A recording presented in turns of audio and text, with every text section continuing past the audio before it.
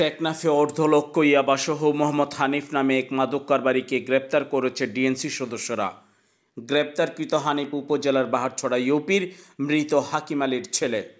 বুধবার 4 জুন ভোর 4টার দিকে বাহারছড়া ইউপির নোয়াখালীপাড়ায় হানিফের বসতঘর থেকে এসব ইয়াবা উদ্ধার করা হয় বলে নিশ্চিত করেন মাদকদ্রব্য নিয়ন্ত্রণ অধিদপ্তর কক্সবাজারের সহকারী পরিচালক মোহাম্মদ সিরাজুল মুস্তাফা। তিনি বলেন, বুধবার রাত 12টার পর থেকে গোপন সংবাদের ভিত্তিতে টেকনাফের সমুদ্র উপকূল থেকে সমতল পেরিয়ে পাহাড়ি অঞ্চলে 8 ঘন্টার একটি বহুমাত্রিক অভিযান পরিচালনা করে ডিএনসি সদস্যরা।